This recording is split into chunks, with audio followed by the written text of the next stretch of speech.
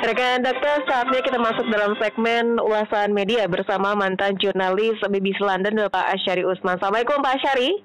Waalaikumsalam warahmatullahi wabarakatuh. Ya Pak Asyari, kabar terbaru MA mengurangi masa hukuman Habib Rizik Syihab tadi yang 4 tahun menjadi 2 tahun penjara ini. Seperti apa melihat putusan MA terhadap Habib Rizik Syihab ini, Pak Asyari, silakan. Ya, kalau dilihat dari hak keadilan, ya, dari hak akan keadilan, ya, itu sebetulnya semua ahli hukum itu rata-rata berpendapat bahwa hukuman itu harusnya 0 terhadap Habib Rizik.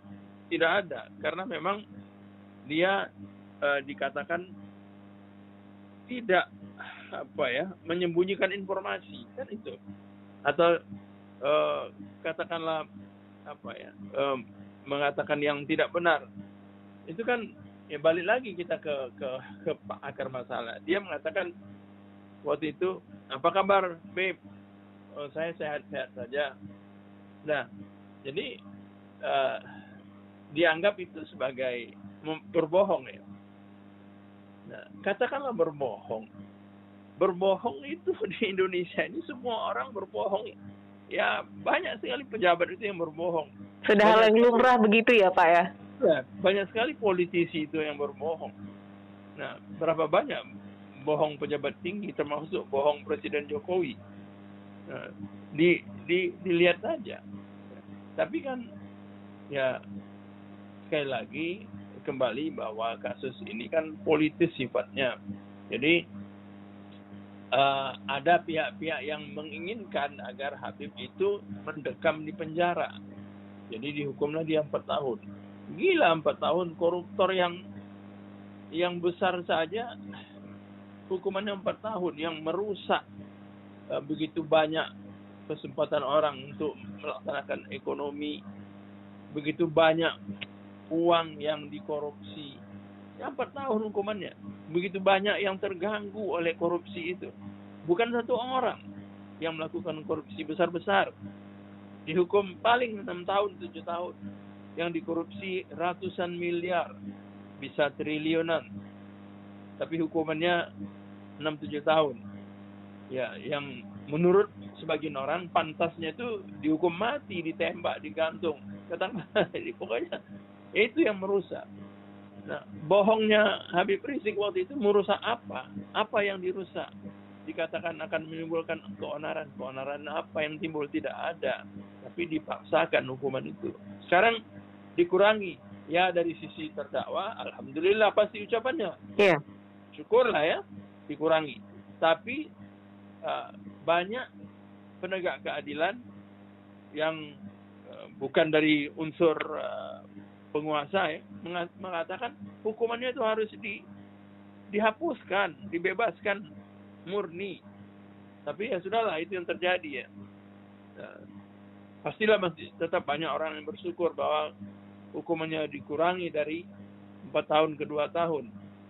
Nah, jadi saya pribadi berpendapat hukuman ini ya tidak layak. Kalau cuma cerita berbohong, apa kabar, sehat, padahal katakanlah dia positif atau apa, ya. Tapi apakah bohong itu berat, ya? Saya kira kalau itu memang berbohong seperti itu, ya pertama tidak menimbulkan apa-apa. Jadi memang miris kita. Lagi-lagi kita akan mengatakan bahwa para penguasa ini ingin membungkam orang-orang yang beroposisi kepada mereka, yang tidak sependapat dengan mereka, yang bakal menjadi ancaman bagi kelanjutan kekuasaan mereka. Itu yang mereka bungkam terus-menerus. Itu, Mbak. Baik.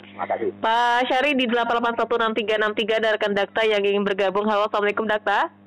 Waalaikumsalam warahmatullahi. Silakan. Ya, mudah-mudahan Ananda, Pak Asyari, kita semua sehat-sehat lah. Amin. Pak Asyari. Ya, Pak Aryo.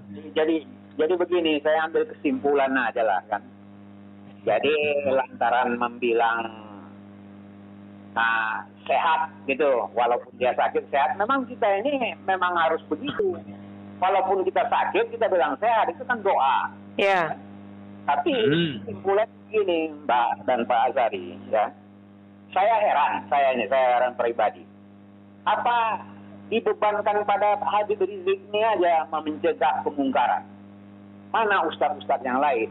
Seolah-olah ustadz-ustadz yang lain atau ulama yang lain, yang inilah kelompok yang ini, kita membela Al-Quran dan hadis dan Rasulullah ini, kan ada kelompok yang lain. Kalau Islam Nusantara nanti lain kan. Jadi seolah-olah dibebankan pada Pak Habib Rizik ini mencegah kemungkaran. Yang lain cuma begini, urusan Allah. Kalau urusan Allah, kalau Allah mau bikin, kita satu iman semuanya. Jadi ini tanggung jawab kita. Jadi di mana tanggung jawab kita? Itu aja. Assalamualaikum. Waalaikumsalam warahmatullahi wabarakatuh. Silakan Pak Asyari. Ya, ini kan memang sudah berulang-ulang ya, persoalan bahwa tidak banyak orang yang, ya maksud saya ulama yang berani ya mengatakan apa adanya. Ya, kebanyakan mereka lebih memilih untuk satu, diam, tapi tidak setuju. Atau yang kedua, diam, tapi mungkin sudah didekati. Nah, itu berbahaya. Yang ketiga, persoalannya, nah malah bukan diam ya, aktif mendekati para penguasa dengan tujuan macam-macam. Jadi ini memang ada terus-menerus sepanjang waktu. Jadi tidak heranlah apa yang dikatakan oleh Pak Aris tadi penelpon, bahwa akhirnya sekarang ini terlihatlah di Indonesia ini yang sepertinya memikul tanggung jawab untuk mencegah kemungkaran, menyampaikan kebenaran itu kok Habib Rizik sendiri. Nah, yang lain tidak kelihatan. Saya kira itu ya, walau alam. Menurut saya memang mungkin ya sudah menjadi kebiasaan, sudah menjadi hal yang normal bahwa di satu zaman itu ada tokohnya. Ya, ada tokoh itu memang ya selalu tunggal ya. Maksudnya itu, saya kira itu harus dilihat juga dari sisi lain. Ketokohan itu selalu tunggal, kayak seperti sekarang lah ya, sejak 2016-17. Nah, kepemimpinan umat itu ada di tangan Habib Rizik, dan itu diakui oleh banyak orang. Dia bisa mengumpulkan orang, jutaan orang, 1 juta, 2 juta, datang sendiri dari dekat maupun dari jauh, dan menjaga diri sendiri, tertib, tidak merusak. Itu kan hebat. Iya. Jadi memang menurut saya selalu seperti itu. Ketokohan itu ya tunggal ya. Nanti di masa yang lain ada lagi muncul tokoh yang juga biasanya ya tunggal. Jadi ya yang lainnya bukan berarti tidak ikut dalam pekerjaan menangkal, mencegah kemungkaran dan mendakwakan kebenaran, tetapi levelnya berbeda-beda dan juga masanya juga berlainan. Jadi Habib ya sampai sekarang ini baru dia yang terlihat yang kritis, berani, tidak kompromi, kan gitu. Yeah. Mengatakan apa adanya dan siap segala-galanya, termasuk siap mati gitu. Kan ada cerita begitu seringnya Habib ini diincar dan sebagainya ya. Jadi ya tidak heran lah. Nah, jadi mungkin seperti itu jalan ceritanya. Artinya ulama-ulama yang lain tadi itu ya ada yang 3 tadi itu, diam, tidak setuju, diam sudah didekati, dan sebaliknya progresif, aktif, proaktif untuk tujuan tertentu. Nah, ini yang celaka nih. Yang paling celaka yang ketiga nih. Nah, itu. Dan itu ya banyaklah kasat mata bagi kita semua. Ya, kita lihat dalam keseharian kita. Dan kita juga ya banyak orang menyimpulkan bahwa orangnya itu juga, dan kita paham itu. Iya. Nah, ini kabarnya MA memotong masa hukuman Habib Rizik Syihab karena memang sudah membuat keonaran, tapi di media massa saja.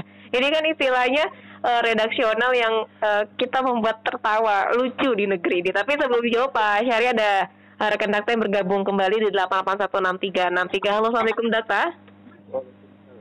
Ya, ada Bapak siapa di mana ini? Pak Rio di Bekasi ya, silakan Pak Rio. Iya, Assalamualaikum Pak Azhari. Mau berkomentar aja. Iya, silakan Pak Rio. Iya, saya agak lucu dengan orang yang berbohong di 4 tahun lalu dikurangi 2 tahun. Iya, terus pertanyaan saya bagaimana orang yang sudah berbohong dari 2014, sudah hampir 2 periode, kira-kira apa hukuman? Baik. Baik. Assalamualaikum. Waalaikumsalam warahmatullahi wabarakatuh. Pak Syari? Iya. Iya, Pak Rio, bagaimana orang berbohong dari 2014 sampai sekarang 2021, ini sudah 6 tahun ya? Nah, itu 7 tahun. Iya. Itu yang disayangkan oleh banyak orang, bahwa banyak sekali pejabat yang tertinggi, yang tinggi, yang sedang, yang melakukan pembohongan publik. Tapi tidak diapa-apain, tidak dikenai apapun juga. Mungkin sebatas teguran, mungkin sebatas dicabut jabatannya, dicopot dari jabatannya, tidak dipecat dan sebagainya. Nah, itu banyak terjadi. Ya, nah, inilah negeri kita, inilah situasi yang dihadapi saat ini, dan terutama apa yang dialami oleh Habib Rizik itu ya memang tidak bisa dipungkiri sangat syarat politik. Jadi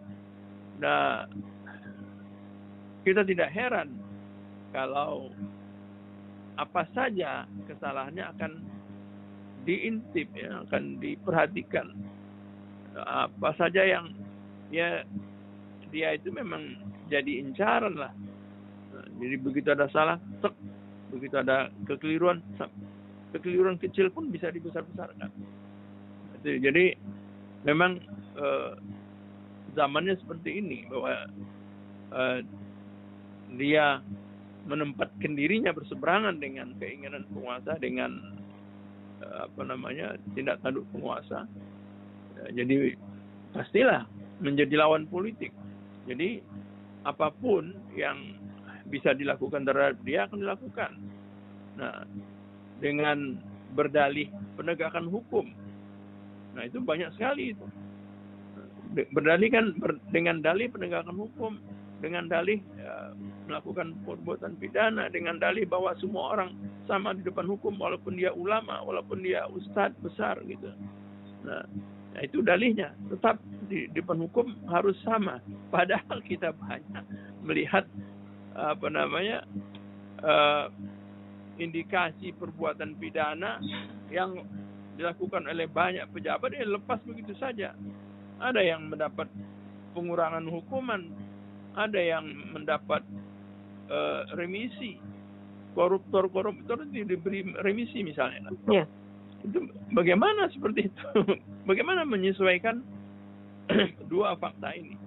Kalau digandingkan fakta ini, memang bahwa Habib Rizik dihukum 4 tahun penjara dan sekarang dikurangi menjadi 2 tahun, dengan orang-orang yang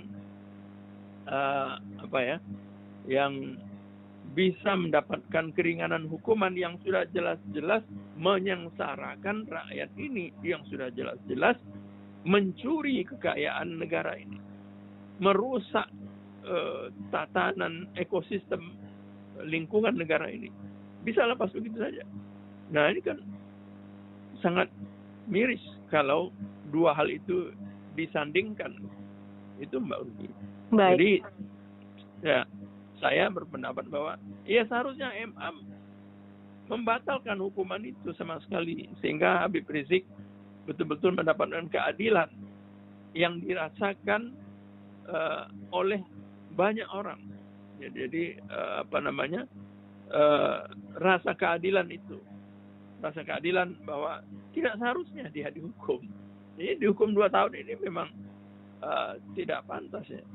Tapi tetap saja orang akan bersyukur bahwa ini ada pengurangan. Nah, jangan-jangan ini adalah hasil dari kritikan yang begitu gencar, baik di media mainstream, media sosial, dan lain-lain, kritikan di dalam seminar dan lain sebagainya. Nah, mungkin ini hasilnya. Banyak orang mengatakan, pakar hukum, kok ini seenaknya koruptor dilepas atau diringankan hukumannya. Nah, kok Habib di penjara? Ada apa ini? Berbohong begitu aja 4 tahun. Nggak masuk akal. Nah, akal sehat hukum dan akal sehat biasa gitu. Kira-kira itu. Baik, Pak Asyari, terima kasih sudah berbincang bersama Dakta. Kita tunggu perkembangan selanjutnya dari Habib Rizik Sihab. Terima kasih Pak Asyari. Assalamualaikum warahmatullahi wabarakatuh. Waalaikumsalam warahmatullahi wabarakatuh.